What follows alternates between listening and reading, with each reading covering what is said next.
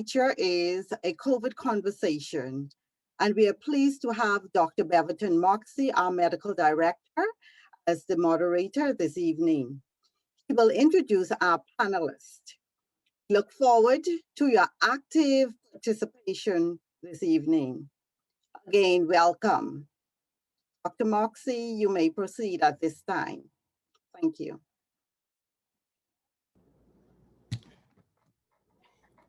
Good evening to our Bahama Health providers, patients, and to all that have decided to join us for what we know will be a wonderful and informative session tonight. And so it is with my distinct pleasure that I introduce our first speaker for the evening, Dr. Charlyon Bonimy. Dr. Bonimy is an infectious disease consultant and specialist. He is the Director of Infectious Diseases at Doctors Hospital Health System.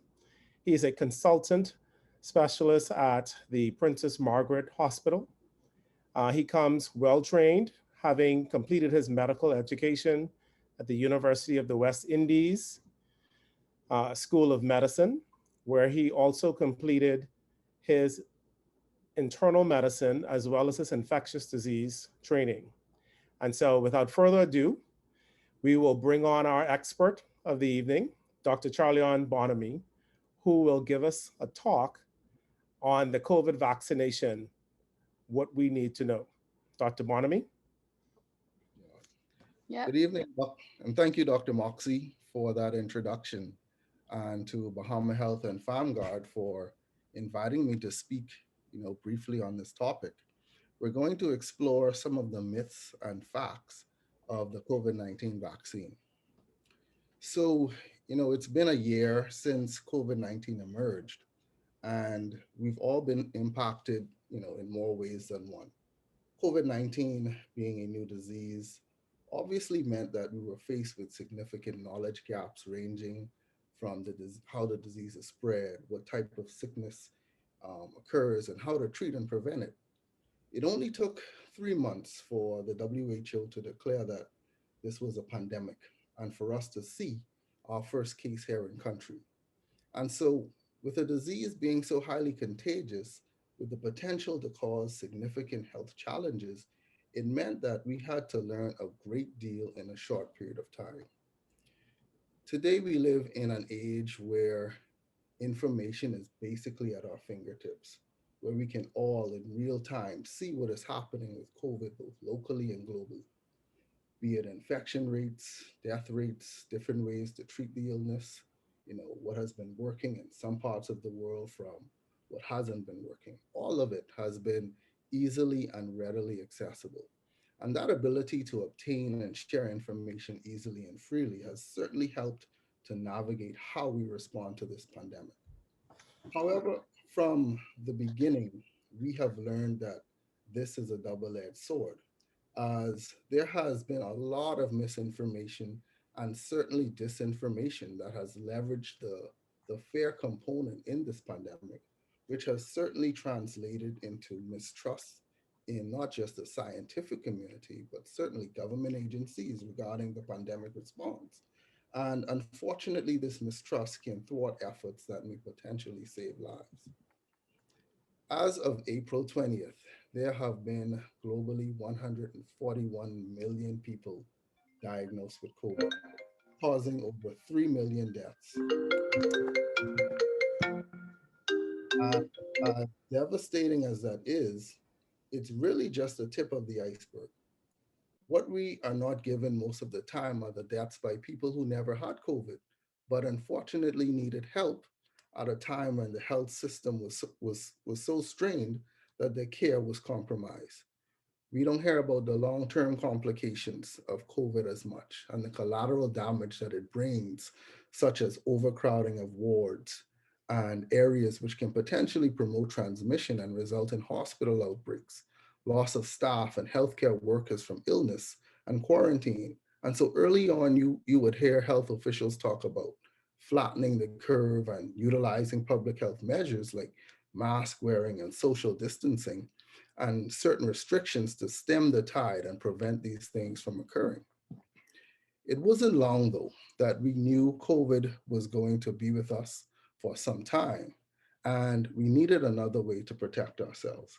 And so vaccines represented that means by which somehow we can limit the number of people who not only get COVID, but who get really sick and prevent them from needing to be hospitalized, which carries a pretty significant risk for bad outcomes, especially when your hospital capacity has been maxed out. And so as of this month, and I know we hear about the 4 vaccine candidates all the time, but there are actually 14 vaccines out there that have been authorized by at least one national regulatory authority. There are 30 vaccines undergoing the phase 3 or final phase of clinical trials. Another 44 vaccines being studied right behind those, which are in the phase 2 trials, and another 31 behind those that are in the phase 1 trials.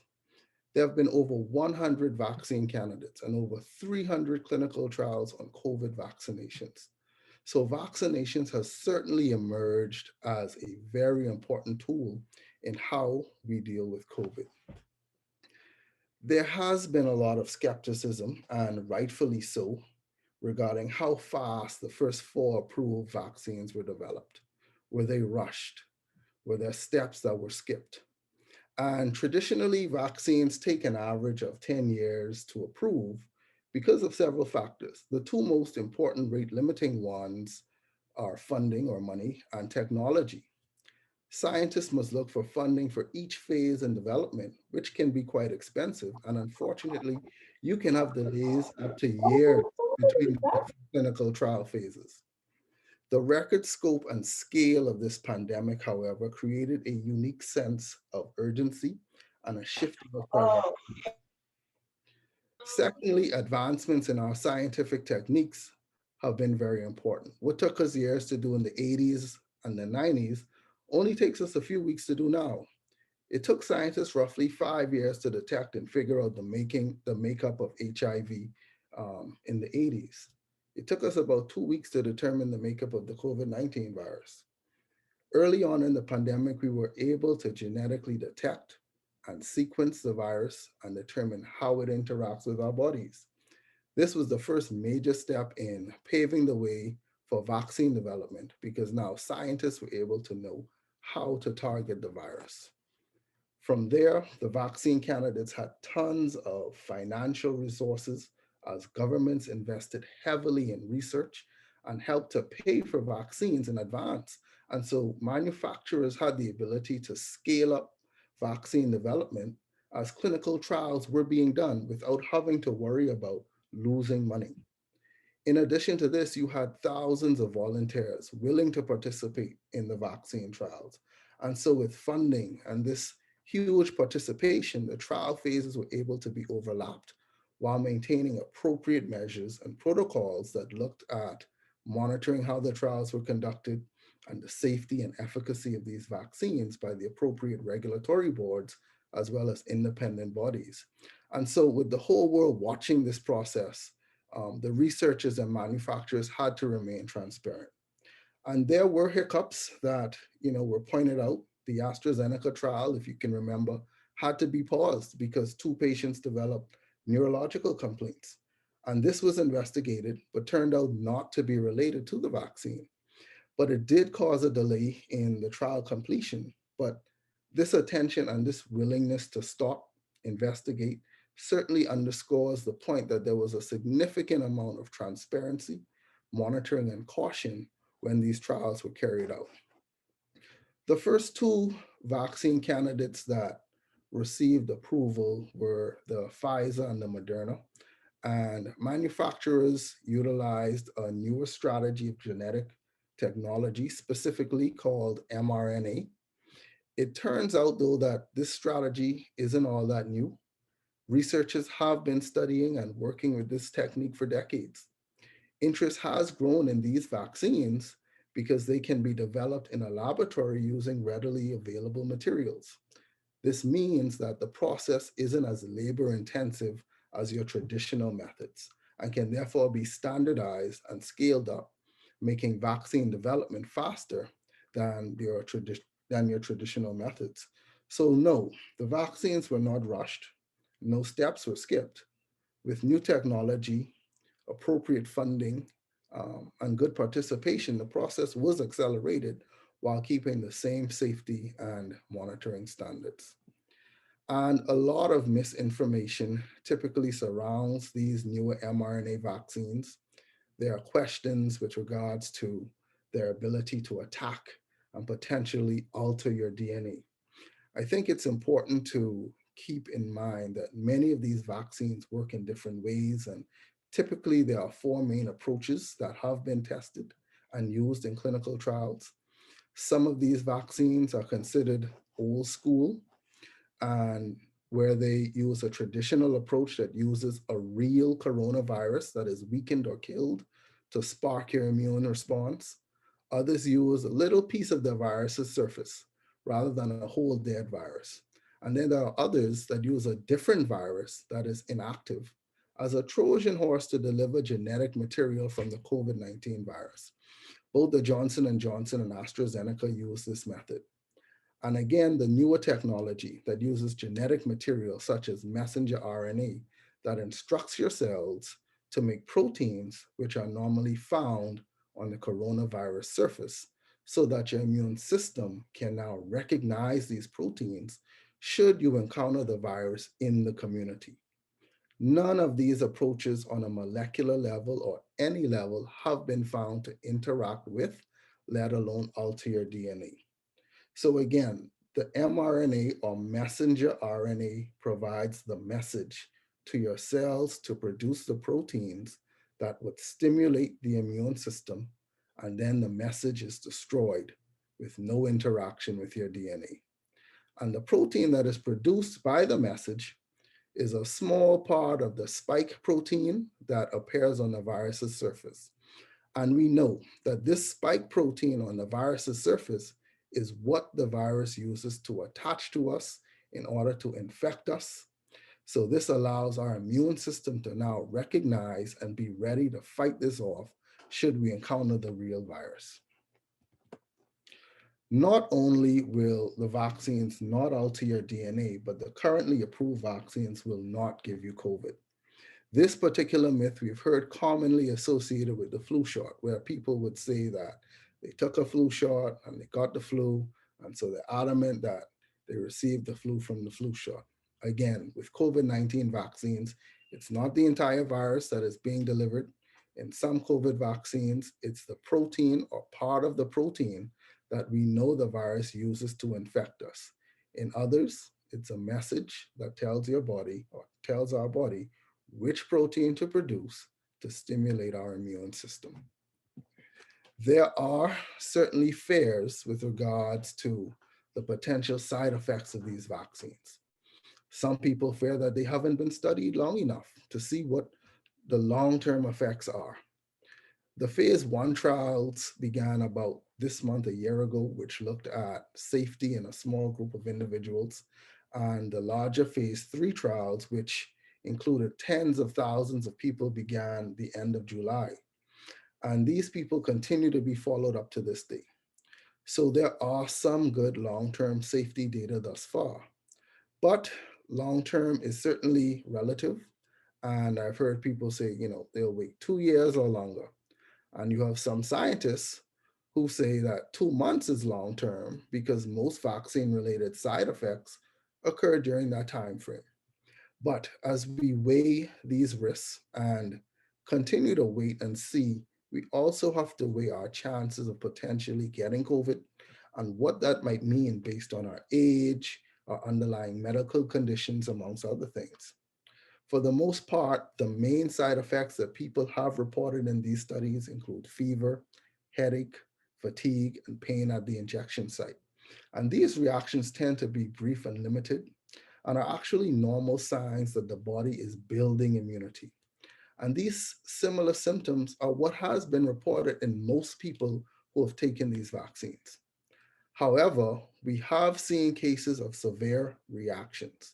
Anaphylaxis or severe allergic reaction has been demonstrated very rarely in some individuals. Among the vaccine candidates, the reported rate of severe allergic reactions is around 1 person for every million vaccine doses, so extremely rare. However, it is advised that if you have a history of severe allergies to medications or to food, to reconsider vaccination and weigh these risks. Also, if you have a known severe allergy to the vaccine ingredients, to reconsider vaccination. And those ingredients are available to the public. Let me just say that none of the ingredients include fetal products, tracking devices, or any microchips. The other major, side effect that has come to light are associated with blood clots. And we've seen where some European countries have completely gotten rid of one of their vaccine candidates. For example, the AstraZeneca vaccine, due to this potential risk. There are other nations who have taken a more tailored approach where they were able to determine which individuals in their population would be better off not receiving this vaccine because their risk outweighed its benefits, and as such imposed age restrictions on doses. In the US, Johnson & Johnson vaccine was paused because 6 people out of 7 million doses developed this complication. They all occurred in women between the ages of 18 and 48 who developed symptoms from 1 to 2 weeks following their shot. And so that particular investigation with regards to the potential link between this vaccine and blood clots is still ongoing. There have been questions with regards to vaccines and fertility. Fertility was not specifically studied in the clinical trials of the candidate vaccines. However, there haven't been any reports among trial participants nor among the millions of people who have received the vaccines since their authorization. And no signs of infertility appeared in any of the animal studies that were done. The vaccine is very specific by producing antibodies against the proteins that are involved in the infection. So the immune system is trained to recognize just that part. There is no damage to our own proteins, which might be involved in fertility or any part of reproduction. This particular myth was, was brought about by a claim that there was a protein in the placenta which shares a similar sequence with the spike proteins. And this myth has essentially been debunked.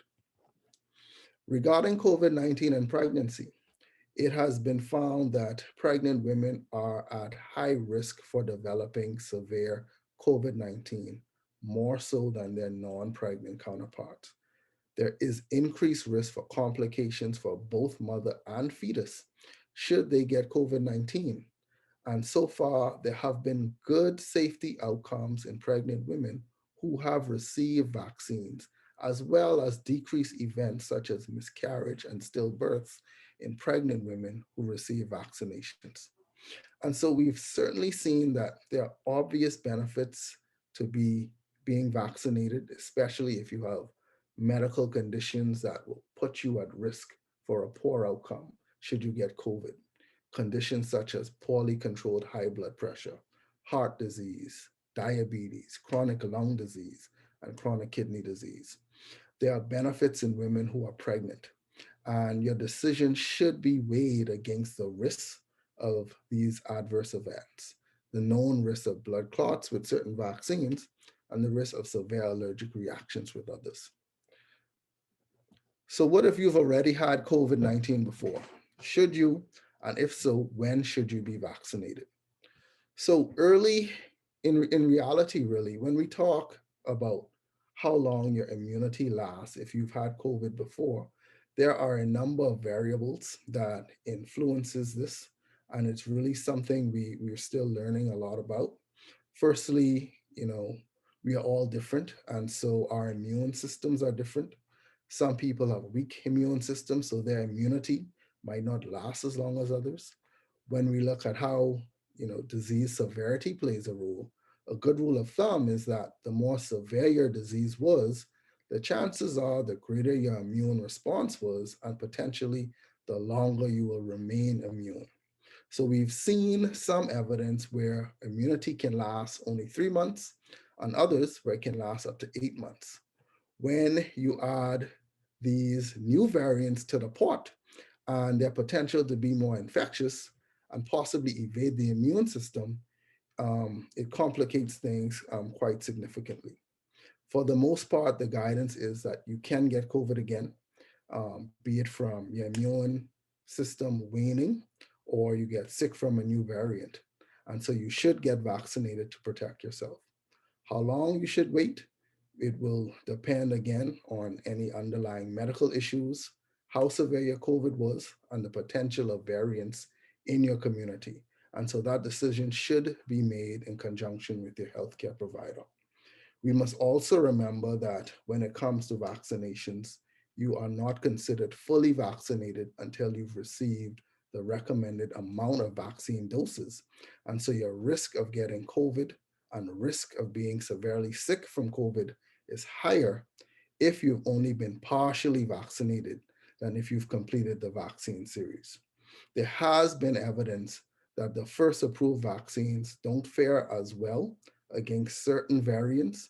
And so how effective they may be may depend on what's circulating in your community at that time.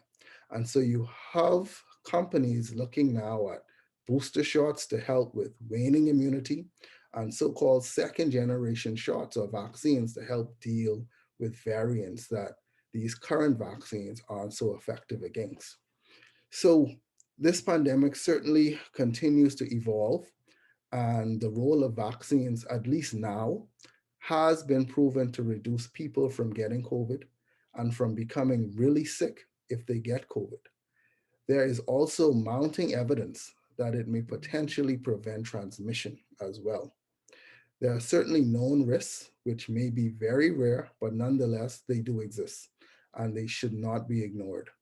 And so it's important for all of us to know the facts, to get our information from credible sources, and then weigh these risks and benefits and make a decision that's best for our own circumstance. And use your healthcare providers to guide that decision so that we may limit what fear or regret we may have. And I just thank you all for having me. All right, thank you, Dr. Bonimy, for an excellent presentation. I'm sure we all will agree.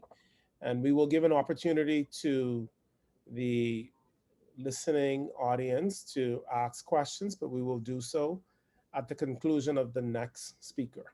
And so I ask that you can put your questions in the chat, and we will go ahead and certainly facilitate those questions for you upon completion of the next talk. And so without further ado, I'd like to introduce our next speaker, Dr. Omala Ablack. She is an internal medicine specialist at Princess Margaret Hospital and Doctors Hospital. She's also in private practice. She is the director of continuing medical education for the Princess Margaret Hospital as well. And so she is coming to us this evening to give us her talk on the COVID vaccination. And so without further ado, I'd like to welcome Dr. Omala Ablack. Thank you very much. Good night to everyone. Thank you for taking time out to participate in this evening's symposium. Everyone is hearing me. Dr. Moxie, you are hearing me, yes? Yes, I am hearing you loud and clear. Good. And thank you very much, Dr. Bonimy, for debunking the myths and presenting that compelling educational talk on why we need to become vaccinated as a country. So my talk tonight is, what do you do after you have been vaccinated? So you have a COVID vaccine, now what? So some of the objectives that we will cover in this talk: why continue precautions after vaccination, what we know and what we are still learning, precautions to continue after vaccination, how long do we continue these precautions, and when can we safely return to life as we knew it? So why continue precautions after vaccination? We will start by asking the question, can you get COVID-19 after full vaccination? And Dr. Bonimy alluded to this, and the answer is yes. And so remember, in this case, when we say full vaccination, we mean 2 weeks after your second shot as we're talking specifically about the AstraZeneca shot that's presently available locally. Can you die from COVID-19 after full vaccination? And the answer to this is also yes. So far, 70 or about 77 million people have received the AstraZeneca shot, and 74 people who have been fully vaccinated have contracted COVID-19 and died. And so that is a death rate of about 0.007%, which is what gives the vaccine that 99.9% effectiveness. That being said, if we work out just a raw death rate here in the Bahamas amongst individuals who have contracted COVID-19, the death rate is around 1.9 or 2%. So we are trading a death rate of 2% for a death rate of 0.007% in attaining full vaccination. Certainly a compelling indication to become vaccinated. What we know and what we're still learning. What do we know? We know that the COVID-19 vaccines are effective at preventing COVID-19 disease, especially severe illness and death. And this is why we are encouraging vaccination to prevent severe illness and death. We know that other prevention steps help stop the spread of COVID-19, which is everything that we've been doing all along: social distancing, avoiding crowds, masking, washing hands. We're still learning how effective the vaccines are against variants of the virus that cause COVID-19, and Dr. Bonimy alluded to this. We're still learning how well COVID-19 vaccines keep people from spreading the disease. Early data is showing that the vaccines may decrease the spread of COVID-19, but we are still not yet certain. So as we vaccinate more people and more time passes, we can better understand this and provide better guidance. Until that time, even when you're fully vaccinated, we continue with the precautions. We're still learning how long COVID-19 vaccines can protect people. And as Dr. Bonimy said, will we need a booster for new variants? We don't know, but we hope to answer those questions in the coming months. So until that time, we continue with the precautions after vaccination. And we especially continue with precautions until you get your second vaccination and 2 weeks have passed. We are still at risk as transmission in our community continues, and at this present time in the Bahamas, transmission is increasing. So we continue with all the precautions that we are aware of till everyone is vaccinated. Let us not forget our responsibility. Even after receiving the COVID-19 vaccine, continue taking all the precautions. Remember, it's up to us to protect the unvaccinated amongst us. So when you become fully vaccinated, are you at risk? What can you start doing? If you're fully vaccinated, your risk of getting COVID-19 is low. But if you become infected, you might still spread the disease to others, even if you don't have signs or symptoms of COVID-19. This could be dangerous for people who are unvaccinated and at increased risk of developing severe illness. Who are these people who are at increased risk for developing severe illness? Older adults, people with underlying conditions like cancer, diabetes, obesity, heart failure, and other immunocompromised individuals amongst us. When you are fully vaccinated, you can consider visiting with other fully vaccinated people indoors without wearing a mask or avoiding close contact. You can visit with unvaccinated people from one household who are at low risk of severe illness indoors without wearing a mask and avoiding close contact. Who must you take care when you're around? Anytime you're in public, you're in a crowd, you're indoors, public transportation, you need to practice all your social distancing and precautions to prevent spread of disease, as not only can you spread infection if you are asymptomatic, but this is where you can contract infection. Visiting with people who are unvaccinated and at increased for severe illness. Visiting even if one person in the house is unvaccinated, but that one person in the house is at increased risk for severe illness. And visiting with unvaccinated people from multiple households. So when you become fully vaccinated, even if you visit with people who are not vaccinated, you should not mix more than one unvaccinated households, as this is a disaster waiting to happen if someone is infected. Do you quarantine after exposure? Even though it's less understood at this time how well the vaccines reduce transmission of the coronavirus, the CDC does recommend that within 3 months of being fully vaccinated, people who are exposed to the coronavirus do not need to quarantine if they do not develop symptoms. People who have COVID symptoms, however, are believed to transmit the virus more easily than asymptomatic individuals. So at this time, the guideline is that we should continue with quarantine even though you are fully vaccinated. How long do we continue these precautions for? We continue these precautions until there's a high level of country vaccination, and everyone has heard the term herd immunity. Until the transmission rate is seen to be decreasing, so it's important to pay attention to what is going on locally. And until the WHO and the CDC changes the guidelines based on ongoing research. And our local websites, Office of the Prime Minister.gov, the coronavirus dashboard, they do post updates on a regular basis from these websites. When can we get back to normal life as we knew it? That is still uncertain. However, increased vaccination will bring us closer to that time. As time passes and we answer the questions that we are still learning, transmission after vaccination, vaccine safety in children, how long does immunity last, then the restrictions will be loosened.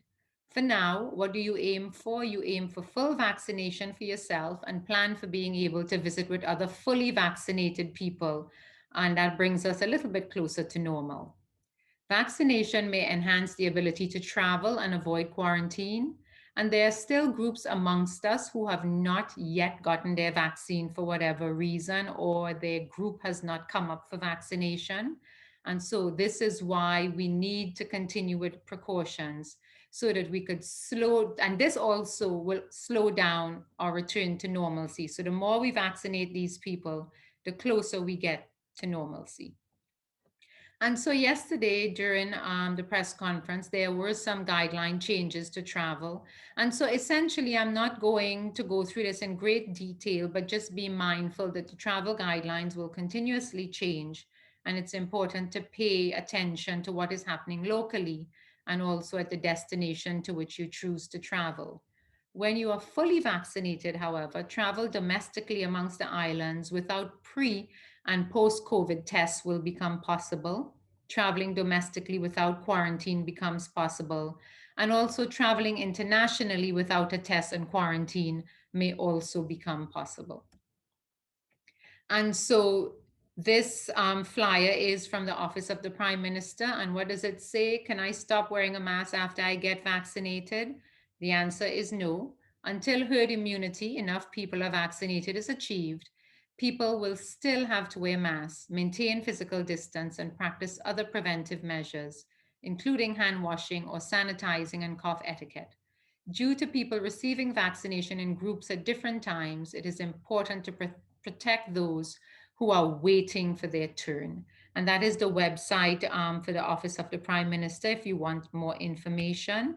And this just shows you the other websites for the CDC and the WHO where you can get additional information on how your behavior changes or doesn't change after vaccination, and for updates on behavior after vaccination. Thank you very much. Thank you for listening, and thank you for inviting me to speak. All right, thank you very much, Dr. Ablack, for an excellent presentation for us this evening. And so we'll start off with some questions that have been put forth. And so I'll start with Dr. Bonimy. And so a question put forth is, does the current COVID vaccine protect against all variants? And a second part of that question is, do you anticipate that there would be a need for booster shots in the near future? Thank you for that question. So I think when we think about and talk about protect, we have to keep in mind efficacy, right? And so efficacy is the ability of the vaccine to one, prevent you from getting COVID, and two, prevent you from becoming really sick should you get COVID. Okay. With regards to these new variants, there have the variants are different. Some certainly are more virulent than others. And so, with regards to the vaccinations we have now, there are some variants that are protected with the vaccine we have, and others that really and truly can evade the vaccines we have currently.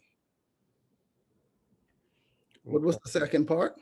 The second part is, do you anticipate that there will be a need for a booster shot?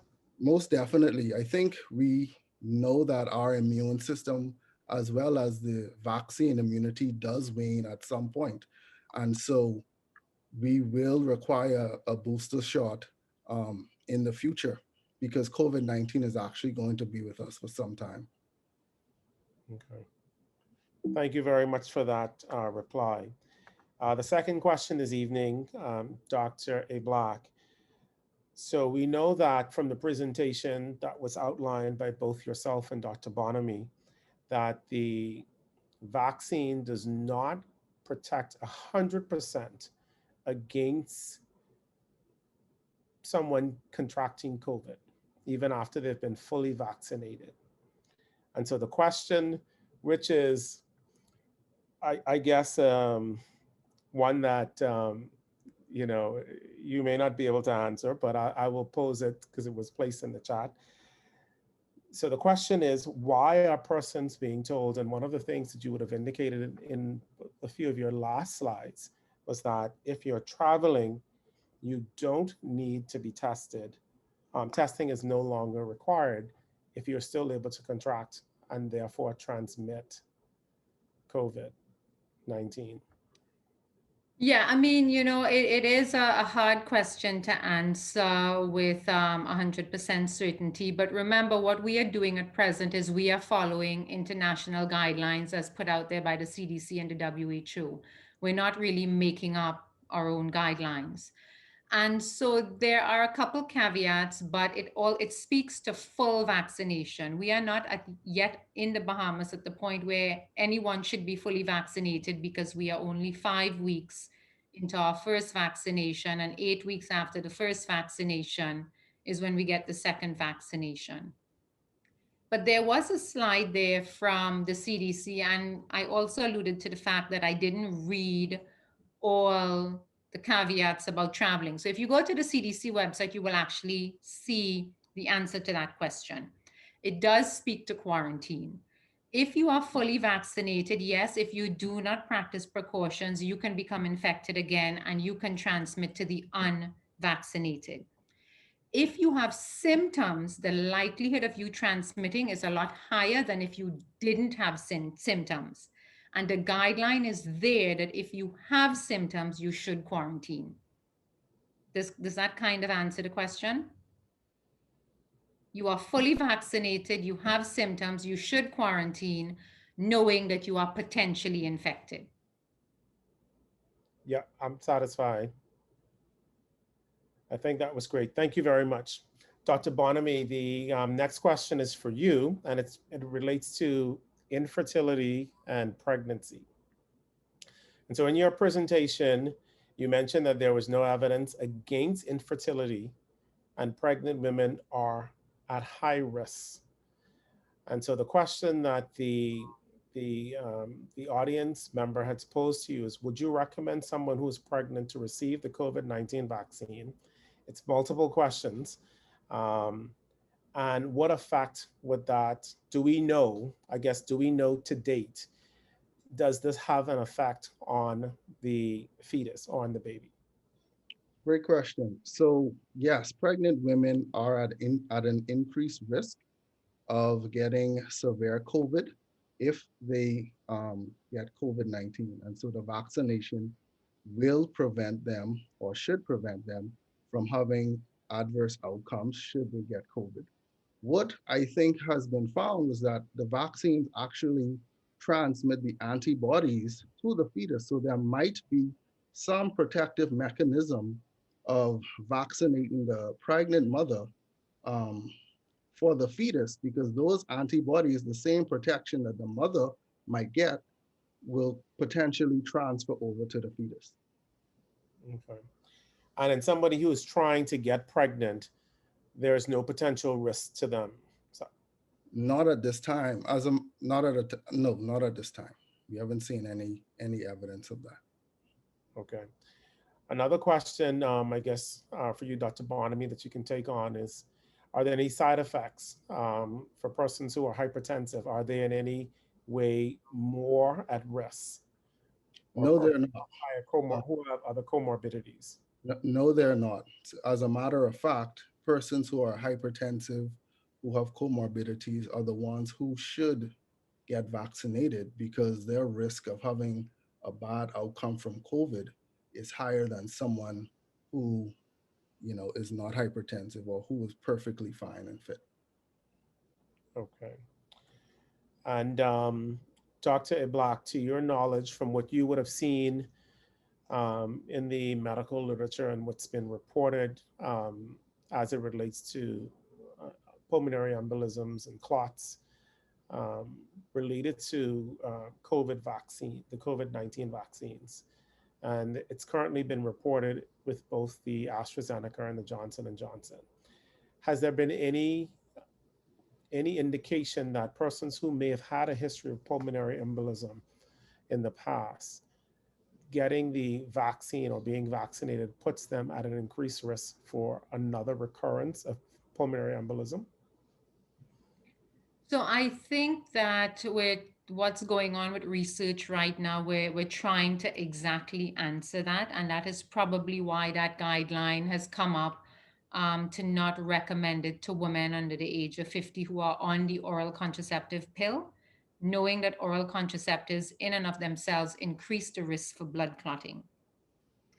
That being said, it's not a question that can be answered broadly. It's a question that every patient is different, and it's important to take a history from that patient in terms of why did that person have a clot? How was it treated? Do you think that that person actually has the propensity to form more clots, or was it a one-off clot? And I think that is really what would help guide whether you advise have the vaccine, not have the vaccine. That being said, quite a lot of people who probably have a high risk for blood clotting in the Bahamas, meaning because of BMI, have already had the vaccine, and we have not had any reported blood clots. So that's a positive thing. But when it comes to advising people on do they take the vaccine or not in unusual situations like this, I think it's best to speak one-on-one rather than give a broad guideline, and Dr. Bonamy may want to chime in, but I will also add here, as with Johnson and Johnson, it's 7 million doses were given and there were 6 clots. And so that really is minuscule to make it a big deal for not taking a vaccine. Okay. Dr. Bonamy, do you have anything else to add? Yeah, no, I certainly agree with that. I think we know some of the severe allergic reactions and the severe or the complications with these vaccinations. And so it's important for people who are considering to take them to speak with their health provider to just kind of guide the decision making. Okay. Another question that that's listed in the chat that we have, and this may be a question that theoretically you can give a response, but into it, but in terms of deciding the country's actual position, that's I'm just preempting the answer to this question. It's really a panel of people rather than any one person. But one of the questions being asked is essentially what gives the Bahamas and what gives, and I guess we can probably extrapolate that to not just the Bahamas, but the region and the Caribbean and other places around the world that are currently carrying out or continuing on with their vaccination programs with AstraZeneca. What gives those countries, and specifically the Bahamas, the confidence to continue with AstraZeneca when there have been some of the larger countries that have actually halted their vaccination programs. Anybody wants to take a stab? Dr. Bonimy, you want to take a stab at that? Sure, no problem. I think what we've done is we've certainly leaned heavily on research by the World Health Organization, who have studied the AstraZeneca vaccine quite, in depth, as well as us. We've learned and we've watched and we've read the research behind it, and we certainly have seen the benefits of it. In the UK, there are still millions and millions of people who have received the AstraZeneca vaccine, and there are still countries out there who are moving forward with them despite the side effects that have been shown. Okay, great, great. Um, there was a question posed, and I think I'll answer this. Um, are there enough doses for persons to get the second dose? And so my understanding from the vaccination, the National Vaccination Committee, is that there are enough doses. So we'll answer that. The answer is yes. And so that the committee has planned, they have made sure, put the proper measures in place to ensure that the persons who are vaccinated will be able to get their vaccine at the recommended time. And so the answer to that is yes. And the next question that I have, and for you, or for the panel, would be the Pfizer vaccine and the Moderna vaccine were given within 4-week periods of each other in terms of the first and the second dose. The AstraZeneca vaccine is being recommended to be given the first and second dose 8 to 12 weeks after the first dose. Do we know the reason for that? Yeah, sure. So when we looked at the early studies in the AstraZeneca vaccine, what they found was the effective rate was somewhere around 60 to 70%. Okay. And what we know is that once we lengthen the time frame between the first and the second dose, they notice that there's an increase in the antibody response, right? So for some reason, the closer you give that vaccine, between the first and second doses, the less effective it is. And so the reason for extending the time frame was so that we can get a more effective vaccine out of it. Both the Pfizer and the Moderna, their effective rate was 95, 96% after that 1 month period. So again, the reason we extended the scientists extended the AstraZeneca dose between the first and second was because they noticed a significant improvement in effectivity. Okay, great. Dr. Ablack, a question for you. What has been some of the more common side effects that one can expect, or what's been our experience, I guess, locally? Do we have a collation of that data as yet for those persons who have already received their initial dose of the vaccination? We do. And the age group over 65 have really reported no complaints at all, nothing. Feel fine, nothing. But most people have reported pain at the injection site, and that usually happens within 12 to 14 hours after having had the vaccine. Fever, headache, malaise, joint pains, the usual vague flu-like symptoms. We have not had any life-threatening side effects of the vaccine reported at this time, to Okay, my knowledge. okay, wonderful, wonderful. And Dr. Bonimy, being one of our only 2 infectious disease specialists, in the country, a question posed here is: do you know, or are you aware of whether or not the Bahamas is looking to get any of the other vaccines available for the population? Yes, so from what I've been told, we are looking at getting the Pfizer vaccine, as well as there were reports that we were trying to get the Johnson and Johnson vaccine. Okay. Okay. Wonderful. Well, I think that you both did such an excellent job, and so we really appreciate you taking the time this evening to provide us with an excellent presentation debunking the myths of the COVID vaccine, followed up by what you need to know following the COVID vaccine. And so I think that this has been, I've certainly learned some stuff this evening, as I'm sure most of the, if not all of the audience, our listening audience has. And so we thank you very much, Dr. Bonimy and Dr. Ablack, for taking time to have this conversation with us this evening. It was much appreciated. And I will turn the session over to our Vice President, Mrs. Charlyon Rogers, to close us out for the evening. Thank you again. And indeed, it was a very informative session. Doctors Ablack and Bonamy, we just thank you so much for partnering with us. And this is such an important topic during this time. And we sure our listening audience have benefited from it. We've had over 200 viewers. And in the future, we will have it available on our website. Bahama Health Family Guardian indeed takes this opportunity for the last year as a result of COVID. We've been having these informational sessions to assist the wider public, not just our policyholders. So we do appreciate you partnering with us. And to our viewing audiences, we just say stay tuned. We continue to send out blast on what's coming up.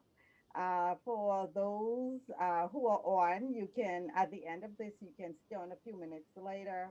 We do have information for you on the other health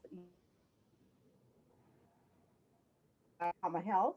We also, we're preparing for Mother's Day, so we have some Mother's Day specials coming up. So we just ask you to stay tuned as we continue with our health, fitness, wellness, even some shopping tips there for those who are tuned, where they're shopping for your spouse or those other family members, mothers, etc. But it has been a great evening. We do have as well our little survey we want to put out there for you. So if you can send us, type in your email addresses. Our host, Natasha Lightborn, co-host, Tanya Stirrup, Irene Pintar, they would be happy to reach out to you. So again, thank you. And we trust you've really been informed and your questions or concerns would have been answered or clarified.